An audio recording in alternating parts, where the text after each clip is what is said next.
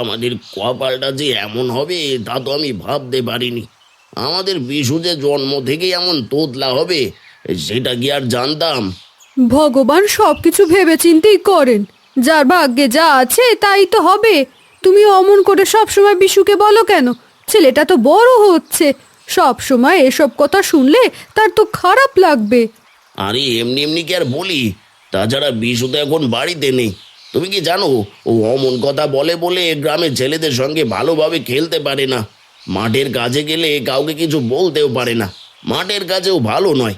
বড় হয়ে যে ও কি করবে সেটাই তো আমি ভাবি। তোমার শরীরও ভালো নয়, সব সময় জ্বর কাশি নিয়ে থাকো। কবিরাজ বলেছে তোমার শরীর বেশি দিন এমন চলতে থাকলে। আমি তো জানি আমি বেশি দিন বাঁচবো না, কিন্তু ভগবান করুক আমার ছেলেটার ভাগ্য যেন খোলে। আমিও তো তাই চাই। অন্তত খেয়ে দিয়ে বেঁচে থাকার মতো যদি কিছু একটা করতে পারে তাহলে আমি খুশি হই। এই তো আমার বিশু এসে পড়েছে। আয় আয়, এখানে আয়। কোথাও খেলতে গিয়েছিলি নাকি? খেলতে গিয়েছিলাম, কিন্তু আমি যে একটা কথা ভালো করে বলতে পারি না মা, তাই ওরা আমায় খেলতে নিতে চায় না। আমার এমন হয়েছে বলে। এই কথাই তো আমি তোর মাকে এতক্ষণ ধরে বলছিলাম। আমার কোনো কথাই যদি সে শুনতে চায় তাহলে তো হয়েই যায়। ভগবান আমাকে এমন কেন তৈরি করেছে? আমি সবার সঙ্গে ভালোভাবে মিশে ভালোভাবে খেলা করতে চাই, সবাইকে সাহায্য করতে চাই। তবুও মাঝে মাঝে আমার কথা আটকে যাওয়া আর এই তোতলামির জন্য কেউ আমার সঙ্গে মিশতে চায় না। সবাই আমার সঙ্গে মশকরা করে। ভগবান সব কিছু দেখেন রে বিশু। ভগবান একদিন সব কিছু ঠিক করে দেবে, দেখবি। সেদিন তোর ভাগ্য এত ভালো হয়ে যাবে যে আর কেউ কিছু বলতেই পারবে না। এটা যত তাড়াতাড়ি হয় ততই ভালো, না হলে তোমার এই ছেলের জীবন কিন্তু অন্ধকার হয়ে যাবে। আমার শরীরটা কেমন লাগছে, মাথা ঘুরছে। তুমি এখন একবার কবিরাজকে খবর দাও তো, তাড়াতাড়ি যাও। আমি আর বসে থাকতে পারছি না। তোমার কি কি হলো মা? তুমি এমন করছো কেন বাবা? মাকে নিয়ে ঘরে চলো, আমি কবিরাজ মশাইকে খবর দিয়ে আসি।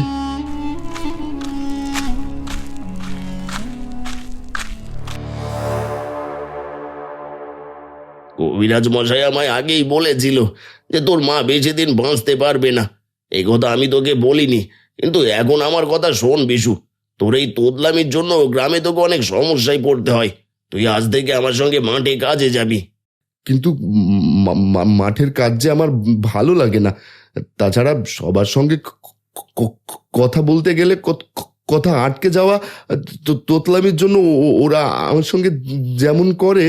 তুই কি ভেবেছিস তাহলে বাড়িতে বসে বসে আমি তোকে খাওয়াবো? দেখ বিশু, যথেষ্ট বড় হয়েছিস মাঠের কাজ করার মতো। এখনো যদি ঘরে বসে বসে খাস তাহলে তোকে কিন্তু আমি বাড়িতে রাখতে পারবো না। মাঠের কাজে আমি যাব না। মাঠের লোকেরা একদম ভালো না, আমার সঙ্গে ভালো ব্যবহার করে না। তুমি যদি চাও তাহলে আমি বাড়ি ছেড়ে অন্য কোথাও চলে যাব। তাই যা, তোর মাও আমায় ছেড়ে চলে গেল, তুইও চলে যা। যেদিন তুই সব কিছু ঠিক করতে পারবি, তোর মায়ের কথাই সেদিন ভগবান তোর ভাগ্য ঠিক করে দেবে। সেদিন তুই আমার কাছে ফিরবি। তার আগে আরে তোর এই তোতলামুখো আমায় দেখাবি না। জঙ্গলে গিয়ে পশু পাখিদের সঙ্গে থাকবো। আমি সামান্য কথা বলতে পারি না, তাই আমার সঙ্গে এমন করে। আমি আর কখনো এখানে আসবো না।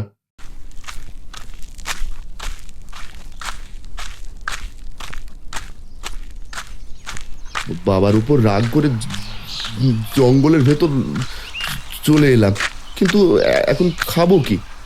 আরে ওই গাছগুলোতে পেয়ারা হয়ে রয়েছে না? কয়েকটা পেয়ারা পেড়ে খাই তো দেখি। এখন কেউ বেশ ভালো লাগছে, কিন্তু ওইখানে ওটা কে বসে আছে? কার যেন কথা শোনা যাচ্ছে বলে মনে হচ্ছে। কেউ একটু জল দাও, না হলে আমার প্রাণটা বেরিয়ে যাবে এখনই। ওটা তো সাধু বাবা বলে মনে হচ্ছে। জলের জন্য কেমন করছে, কিন্তু এখন জল পাই কোথায়? ওইদিকে একটা ছোট ডোবা আছে, সেই ডোবা থেকে জল আনতে হবে। কিন্তু আমার কাছে তো কিছু নেই। যাই দেখি।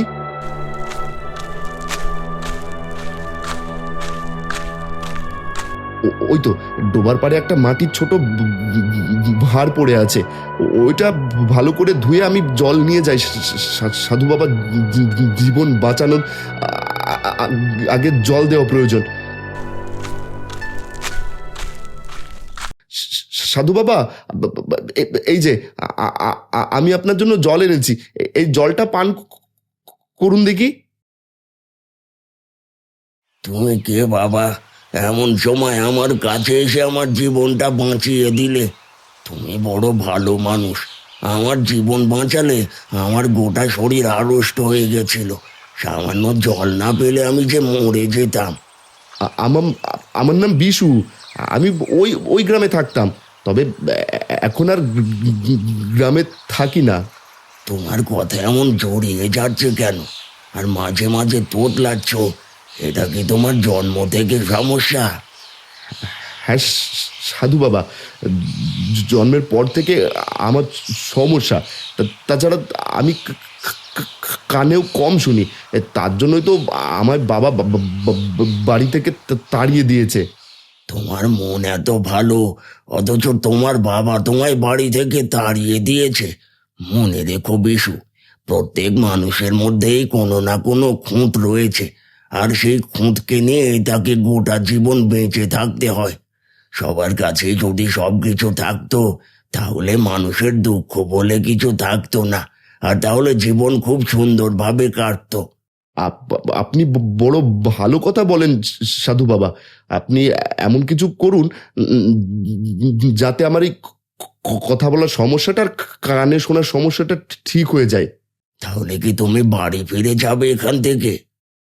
না সাধু বাবা, এখান থেকে বাড়ি ফিরে যাব না। মা বলেছিল আমার ভাগ্যে ভালো কিছু লেখা আছে, সেই ভাগ্যের লেখার খোঁজেই আমি এখানে থেকে যাব। এই আমি তোমার মাথায় হাত রাখলাম। আজ থেকে তোমার কথা বলা সমস্যা এবং কানের সমস্যা সব ঠিক হয়ে যাবে। হ্যাঁ, তাই তো, ঠিক বলেছেন। আমার সমস্ত সমস্যা ঠিক হয়ে গেছে। কিন্তু সাধু বাবা, কি করে হলো? আপনি আশ্চর্য জাদু জানেন তো। তুমি আমায় মরণের হাত থেকে বাঁচিয়েছ, এটা তো অতি সামান্য। মনে রেখো, যখনই তুমি কোনো বিপদে পড়বে, তখনই আমায় স্মরণ করবে। মনে মনে আমার নাম 3 বার উচ্চারণ করলে আমি তোমার কাছে চলে যাব। যে কোনো বিপদ থেকে তোমায় সাহায্য করব। মনে রেখো, আমার নাম কালেশ্বর সাধু। সাধু বাবা কোথায় গেলেন? এইমাত্র এখানে ছিলেন, এর মধ্যে কোথায় চলে গেলেন? যাক, সাধু বাবার জীবন বেঁচেছে, এটাই অনেক বড়। আমি যাই, জঙ্গলে শেষে ওইদিকে কি আছে তা দেখার জন্য যাই।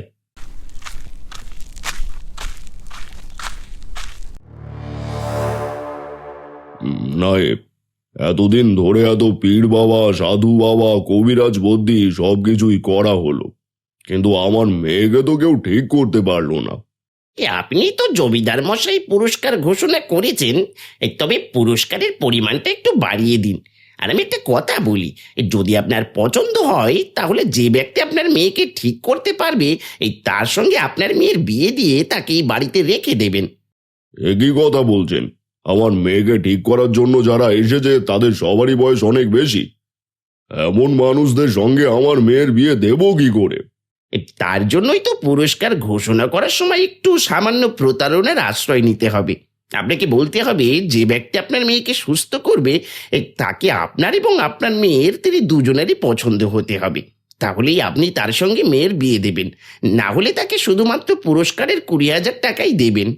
ঠিক আছে নায়েব মশাই, আমার নিজের পছন্দ নিয়ে কোনো কথা নেই, কিন্তু আমার মেয়ের যদি পছন্দ হয় তাহলে আপত্তি নেই। তুমি এমনভাবেই প্রচারককে বলে দাও যেন আমাদের গ্রামে এবং আশেপাশে সব জায়গায় ঢোল পিটিয়ে এই কথা ঘোষণা করে দেয়। ঠিক আছে, আমি এক্ষুনি যাচ্ছি, আমি সমস্ত কাজ করছি। এইবার আমার ছেলেকে কবিরাজ সাজিয়ে এখানে নিয়ে আসব। যদি একবার সে জমিদারের মেয়েকে সুস্থ করতে পারি, এই গ্রামের এবং আশেপাশের গ্রামের সমস্ত বড় বড় কবিরাজদের কাছ থেকে পরামর্শ নিয়ে আমার ছেলেকে দেবো। যাই যাই যাই, এখনই যাই। হাঁটতে হাঁটতে তো জঙ্গলের শেষে আর একটা বড় গ্রামে এসে পড়লাম। আর ওইদিকে ওইখানে কিছু লোকজন জড়ো হয়েছে, মনে হচ্ছে ওখানে ঢোল বাজিয়ে কি সব বলছে। এই শোনো শোনো শোনো, জমিদার মশাই ঠিক করেছে তার মেয়ের অসুখ যে সারাতে পারবে তার সঙ্গে জমিদার মশাই তার মেয়ের বিয়ে দেবে, কিন্তু তার জন্য শর্ত রয়েছে। এ কি, এই গ্রামের জমিদার মশাইয়ের মেয়ের অসুখ? আমাদের গ্রামের জমিদার বড় ভালো লোক ছিল, কত সাহায্য করতো আমাদের। একবার জমিদার মশাইয়ের কাছে গিয়ে দেখে আসি। ও ভাই, জমিদারের বাড়িটা কোন দিকে গো? কেন, তুমি কি কবিরাজ নাকি বদ্যি নাকি কোনো তন্ত্রমন্ত্র জানো? আমি ওসব কিছুই জানি না, তবে আমি পারবো জমিদার মশাইয়ের মেয়েকে ঠিক করে দিতে। দেখে তো তোমায় কোনো গরিব ঘরের ছেলে বলে মনে হয়, জামা কাপড়েরও ছিঁড়ি নেই ভালো মতো। তুমি আবার জমিদারের মেয়েকে ঠিক করবে? যাও যাও যাও এখান থেকে। ঠিক আছে, তাহলে আমি জমিদারের কাছে গিয়ে বলছি যে তার খবর প্রচারক আমায় তার কাছে নিয়ে আসতে চাইছিল না। আর তারপরে যদি জমিদার মশাইয়ের মেয়েকে ঠিক করার পর আমি পুরস্কার পাই, তাহলে সে পুরস্কারের ভাগ আর তোমায় দেবো না। এই ছেলে নিশ্চয়ই কোনো তন্ত্রমন্ত্র জানে, না হলে এমনভাবে জমিদারের কাছে যেতে চাইতো না। ওকে যদি আমি না নিয়ে যাই তাহলে বিপদ আসন্ন। ঠিক আছে, তুমি চলো আমার সঙ্গে। হ্যাঁ, জমিদারের কাছে আমি তোমায় নিয়ে যাচ্ছি। তবে মনে রেখো, এর আগে অনেকে কিন্তু এসেছিল, কিছুই করতে পারেনি। জমিদার কিন্তু বেশ রাগ করে রয়েছে। চলো আমার সঙ্গে, আমি যাই দেখি জমিদারকে ঠিক করতে পারি কিনা।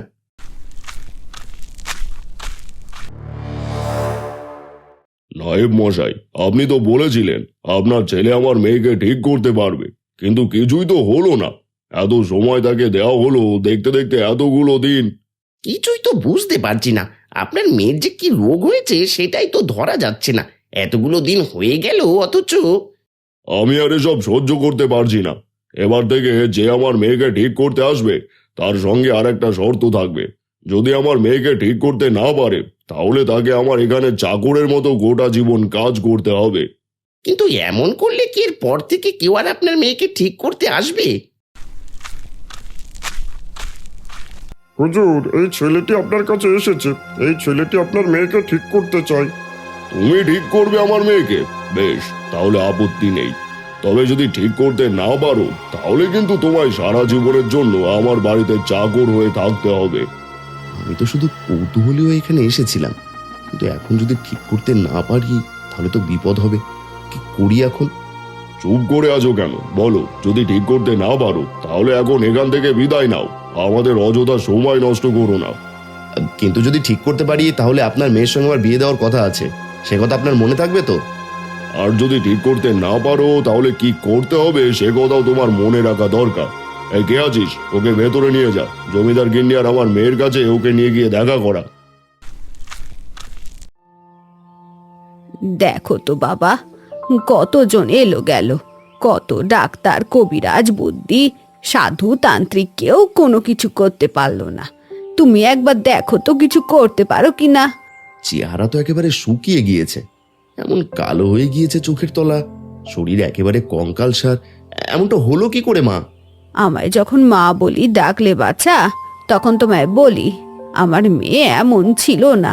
2 মাস ধরে হঠাৎ যে কি হয়েছে, কিছুতেই কিছু খেতে পারে না, ঘুমোতে পারে না, সব সময় এমন মরার মতো পড়ে থাকে।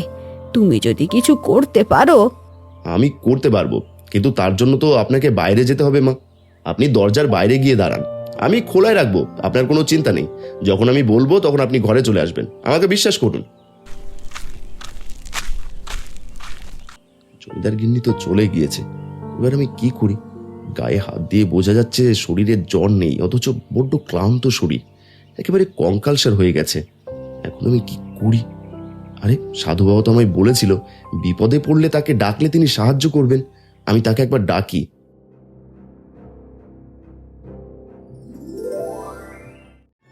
কি হয়েছে বাচ্চা?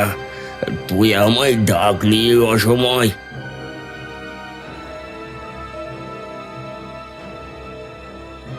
সমস্ত কথাই তো আপনি শুনলেন। আপনি যদি আমায় সাহায্য না করেন তাহলে বিপদে পড়ব। আমাকে এখানে সারা জীবন চাকর হয়ে থাকতে হবে, তাতে আপত্তি নেই, কিন্তু এমন ফুলের মতো সুন্দর একটা মেয়ে এমনভাবে শুকিয়ে যাচ্ছে, জমিদার গিন্নি আর জমিদারের মনের কষ্টের কথা আমি বুঝতে পারছি। আমার মা নেই, আর বাবা থেকেও নেই, আর এখানে সবকিছুই ঠিক আছে যখন। আমি দেব চোখে দেখতে পাচ্ছি এ মেয়েটার এমন সমস্যার পেছনে রয়েছে একটা কালো বিড়াল, যে কোনো এক খারাপ শক্তি। প্রত্যেকদিন রাতে সেই বিড়ালটি মেয়েটির মাথার কাছে আসে এবং মাথার ওপর কিছুক্ষণ তার হাত দিয়ে রাখে। এই মেয়েটির জীবন শক্তি সে একটু একটু করে শুষে নিচ্ছে। তোকে তাকে আটকাতে হবে।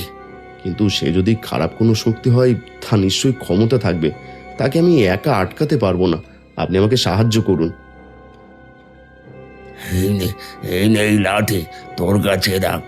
মন্ত্রপুত এই লাঠিটা তোর কাছে থাকলে বিড়াল তোর কোনো ক্ষতি করতে পারবে না।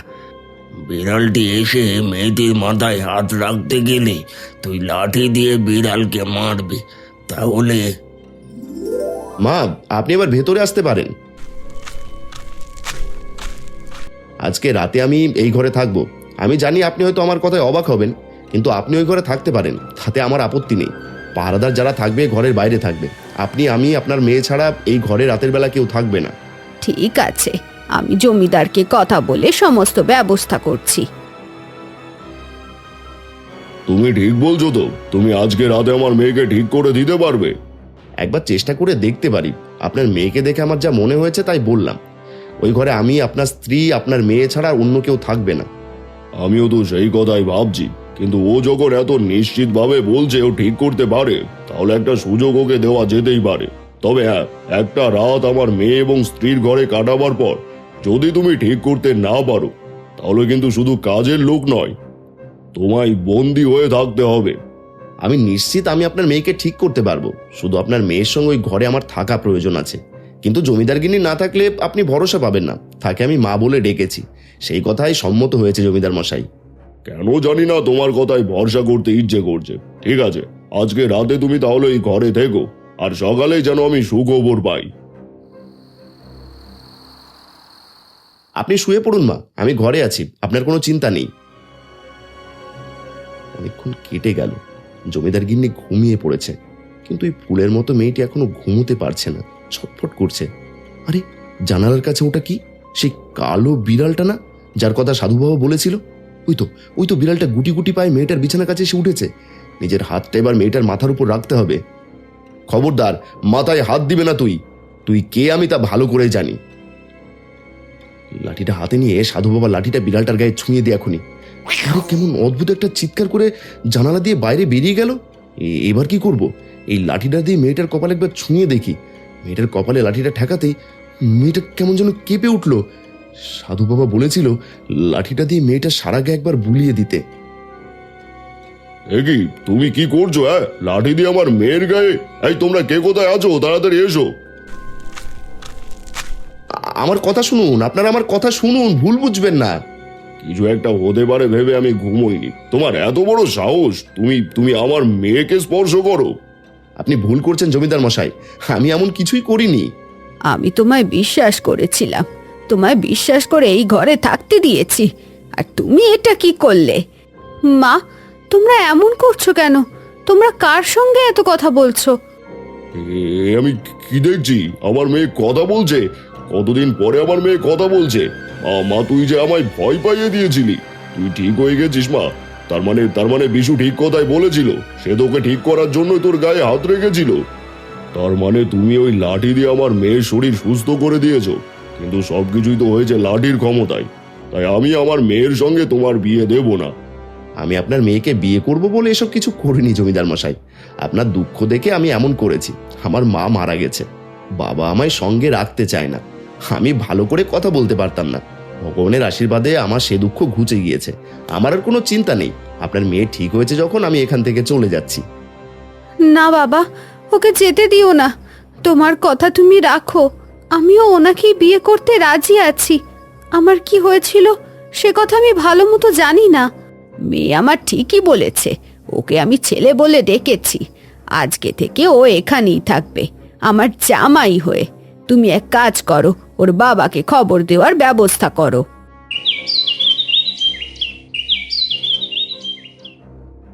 জমিদার মশাই যখন আমায় ডেকে পাঠালো তখন আমি ভয় পেয়ে গেছিলাম, কিন্তু এ তোর কি পরিবর্তন হয়েছে? তোর গায়ে এমন দামি পোশাক, তুই এত ভালো করে কথা বলতে পারছিস। মা ঠিকই বলেছিল, আমার ভাগ্যে যা লেখা আছে তাই হবে। আমায় ক্ষমা করে দিস, রাগের মাথায় তোকে এমন ভাবে আমি তাড়িয়ে দিয়েছিলাম বাড়ি থেকে। তো নিজেকে দোষ দিচ্ছ কেন? ভাগ্যে যা লেখা ছিল তাই তো হয়েছে। তুমি আমায় তাড়িয়ে না দিলে আমি সেই সাধুবার সঙ্গে দেখাও হতো না, আর আমি ভালোভাবে কথা বলতে জানতাম না, আর এখানে এসে জমিদারের মেয়েকে সুস্থ করতেও পারতাম না। বিশ্বাস করো বাবা, জমিদারের সম্পত্তি কিংবা জমিদারের মেয়েকে বিয়ে করার লোভ আমার ছিল না। আমি শুধু ওদের ভালো করতে চেয়েছিলাম। তোমার ছেলেকে ভালো মানুষ দেখে আমি তার উপর মুগ্ধ হয়েছি। আমার মেয়ে তাকে বিয়ে করতে রাজি হয়েছে। আজ থেকে ও আমার জামাই। আমার পরে ও সমস্ত এই জমিদারি দেখাশোনা নিজেই করবে। সবই ভগবানের ইচ্ছে জমিদার মশাই। আমার স্ত্রী ঠিকই কথা বলতো, ভগবান যদি চায় তাহলে মানুষের মধ্যে এসে সব কিছুই দিতে পারে, কিন্তু ইচ্ছে করে ভগবান কিছু কিছু মানুষের মধ্যে কিছু জিনিস কম দেয়, যাতে ভবিষ্যতে তার আরো ভালো হয়। অনেক হয়েছে রামু, এবার তুমি এসো। আজ থেকে তুমি আমার সম্বন্ধী। তুমি এসো, আমার মেয়েকে আশীর্বাদ করতে হবে, আর তারপর এক শুভ দিন দেখে ধুমধাম করে বিয়ে ঠিক করতে হবে। তবে রামু, তোমাকে কিন্তু আজ থেকে এই বাড়িতেই থাকতে হবে, তোমার ছেলের সঙ্গে। চলো। মা, তুমি যেখানেই থাকো ভালো থাকো। তোমার কথা আজ মিলে গেছে।